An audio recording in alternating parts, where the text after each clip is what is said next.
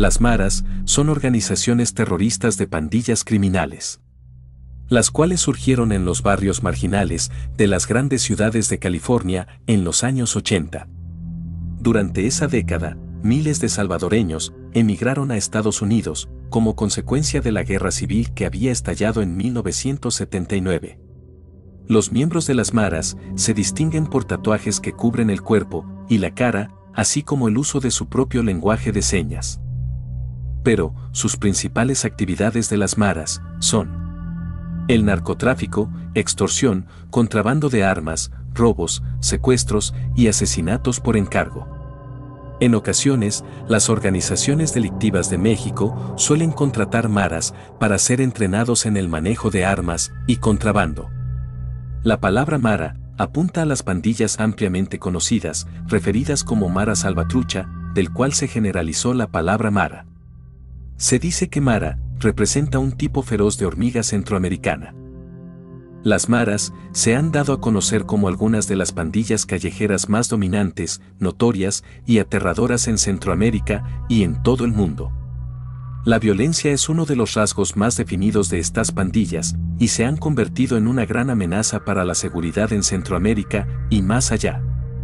La lucha contra las pandillas es algo difícil, así que el presidente Nayib Bukele de El Salvador hizo una cárcel llamada Centro de Confinamiento del Terrorismo, el cual alberga 12.000 presuntos pandilleros de El Salvador y tiene la capacidad para 40.000 personas.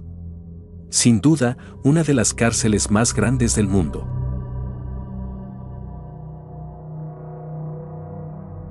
Las maras aún existen y es muy difícil poder acabar con ellas, por lo mucho que se han llegado a expandir. Solo queda cuidarnos y evitar ser parte de alguna de estas pandillas para no estar atrapados en. Nunca, jamás de los nunca vamos a apoyar a ninguno que no sea de nuestra clica. Saludos al perro que va a entrar, si tiene los huevos. El lado oscuro de las maras. Nadie se nos escapa, que peso tenemos los ojos bien abiertos.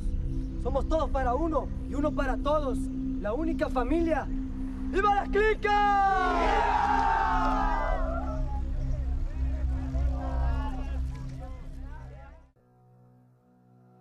Mi abuelo tenía unas tierras de sembradío, aquí en El Salvador.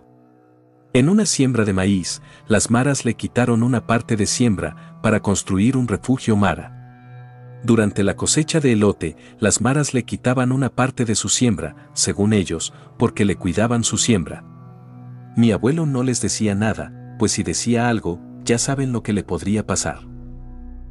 Al finalizar la cosecha de maíz, mi abuelo abandonó las idas al campo, porque todo estaba muy caliente y tenía miedo de no regresar a casa.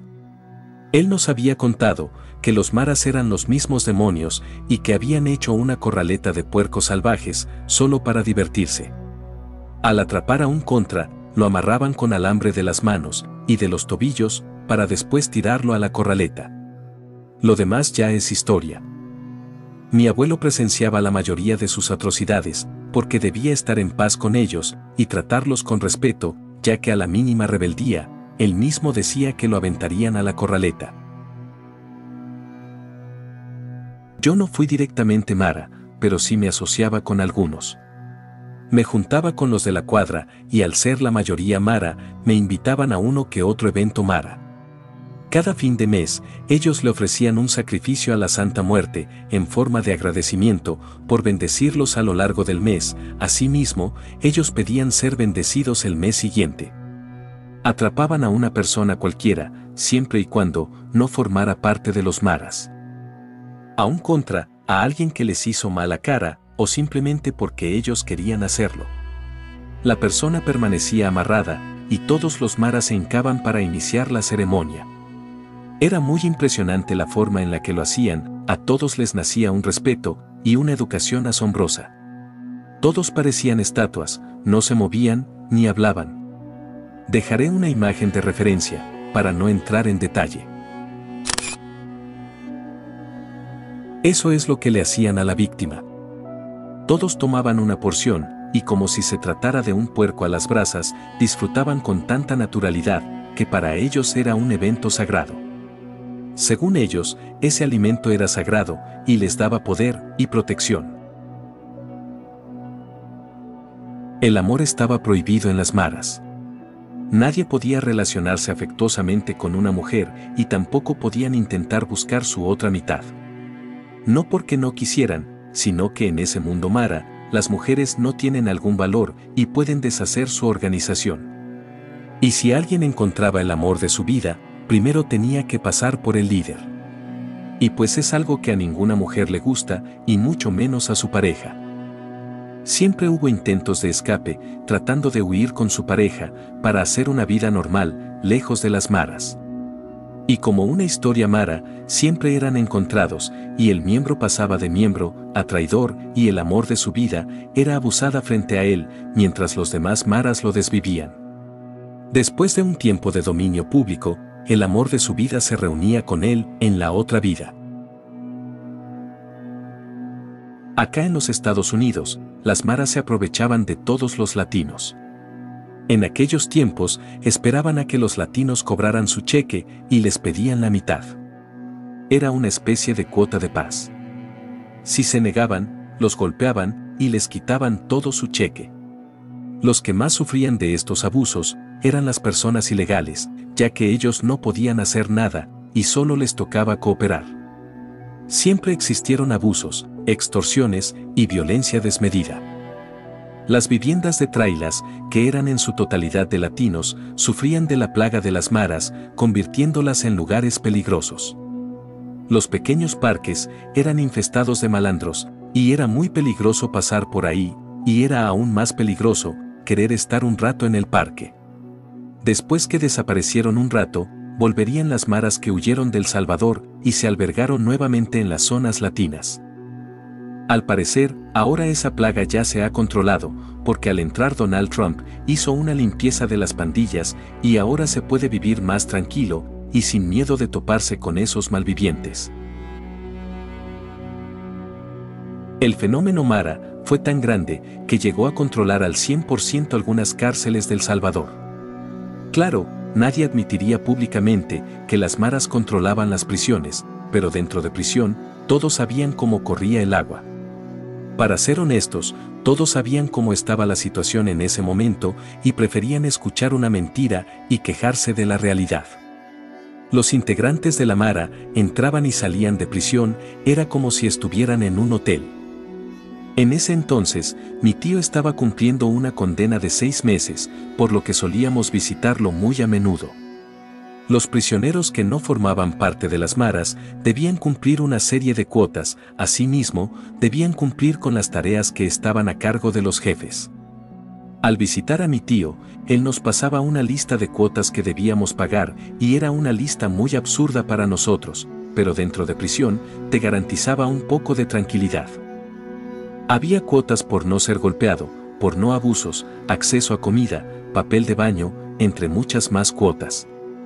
Y si teníamos un poco más de dinero, podíamos pagar cosas extras y privilegios de celda. Como por ejemplo, una cama, un cepillo de dientes, comida decente, cosas que afuera eran comunes, adentro eran consideradas como privilegios. Estuvimos tratando de negociar su salida, y por suerte, logramos sacarlo en 3 meses. Pagamos una cuota, y mi tío tuvo que hacer 3 meses de servicio comunitario, pero eso no era nada a comparación de lo que se vivía en prisión. El cruce entre las fronteras de El Salvador a Guatemala y de Guatemala a México eran un verdadero terror. Durante mi experiencia al cruzar a los Estados Unidos y desde El Salvador fue algo muy duro. Las maras estaban colocadas por diferentes zonas y esos pequeños grupos se enfocaban en los asaltos a pasajeros de los trenes. No existía una serie de pasos a seguir en una situación así, solamente quedaba salvar tu vida. Al llegar a una zona mara, se corría la voz para que todos estuvieran prevenidos. Algunos se bajaban y otros se quedaban arriba. En las inspecciones policiales, todos debían bajarse y buscar un lugar para esconderse. Cuando las maras llegan, cualquier cosa podía pasar. Abusaban de cuanta mujer pudieran y desvivían a su gusto. En la frontera de Guatemala-México, un grupo de maras comenzaron a lanzarnos cosas con el único propósito de derrumbarnos. Como fue inesperado, hubo varios compañeros que se cayeron del tren y por poco yo también me caía. Lanzaron una lluvia de rocas y una de esas rocas me impactó en la frente. El golpe fue tan duro que me derribó inmediatamente. Los compañeros que estaban cerca de mí vieron lo que me había pasado e inmediatamente me agarraron de la camisa para que no me fuera a caer. Tuve un poco de atención médica con unos practicantes de Toluca, pero ese golpe me dejó una cicatriz muy marcada y una fractura de cráneo.